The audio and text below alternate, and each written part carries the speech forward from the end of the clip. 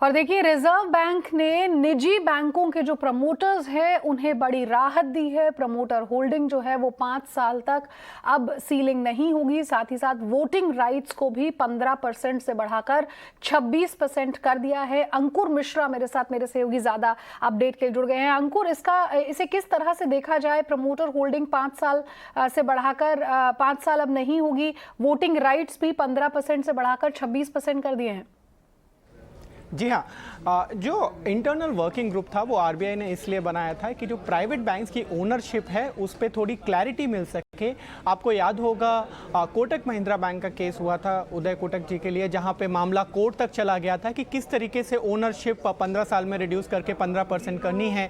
अभी जो internal working group ने अपने 33 रिकमेंडेशन दिए थे, जिसमें से 21 आरबीआई ने मान लिए हैं, कुछ मॉडिफिकेशंस हैं और बाकी पर अभी विचार चल रहा है। जो रिकमेंडेशन माने हैं उनमें से एक ये है कि जो इनिशियल लॉक इन है वो 40% तक फर्स्ट 5 ईयर्स में कंटिन्यू रहेगा और उसके अलावा कोई प्रमोटर्स पे कोई कैप को फिक्स करने की ज़रूरत नहीं है। साथ ही साथ एक जो बड़ा प्रॉब्लम था वो था कि प्रमोटर की स्टेक कितनी हो, 5 साल में और फिर 15 साल में। तो यहाँ पे आरबीआई कहता है कि 15 साल में जो स्टेक है वो करंट लेवल है फिलहाल 15%, उसको बढ़ाकर 26% कर दिया है। अब उनका क्या होगा जिन्होंने ऑलरेडी रिड्यूस किया है, for example Kotak Mahindra bank.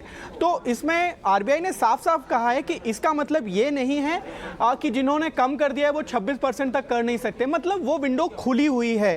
तो ये क्लैरिटी आरबीआई की तरफ से आ गई है कि जिन भी प्रमोटर्स ने, प्राइवेट बैंक ने अपना स्टेक 26% से नीचे भी कर लिया है तो वो 26% यूनिफॉर्म करने की कोशिश कर सकते हैं। हालांकि ये प्रमोटर की मर्जी होगी कि वो उससे भी कम अगर रखना चाहते हैं अपना स्टेक तो रख सकते हैं। अब अगर किसी को नया बैंक खोलना है तो यहाँ पे जो रिकमेंडेशन है वो ये है कि जो इनिशियल कैपिटल पहले 500 करोड़ होता था अभी वो 1000 करोड़ रुपए कर दिया गया है।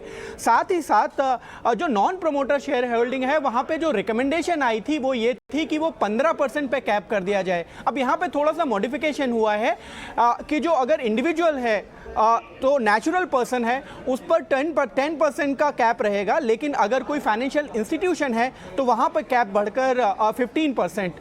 साथ ही साथ एनबीएफसीज अगर बैंक बनना चाहें तो वहाँ पर क्या रिकमेंडेशन है, तो वो जो पहले की रिकमेंडेशन है उनको कंटिन्यू किया है, माने 10 साल में एनबीएफसी बैंक बन सकता है और जो स्मॉल फाइनेंस बैंक है वो 5 साल में। साथ ही साथ एक रिकमेंडेशन ये आई थी कि जो पेमेंट बैंक है अगर वो स्मॉल फाइनेंस बैंक बनना चाहें तो वो क्या 3 साल में बन सकते हैं। वहाँ पे मॉडिफिकेशन किया गया है और बोला गया है कि 5 साल में वो स्मॉल फाइनेंस बैंक के लिए अप्लाई कर सकते हैं। ठीक है, बहुत बहुत शुक्रिया अंकुर इस अपडेट को हम तक पहुंचाने के लिए। तो देखिए, 33 रिकमेंडेशंस में से 21 को यहां पर एक्सेप्ट आरबीआई ने कर लिया गया है। और कोविड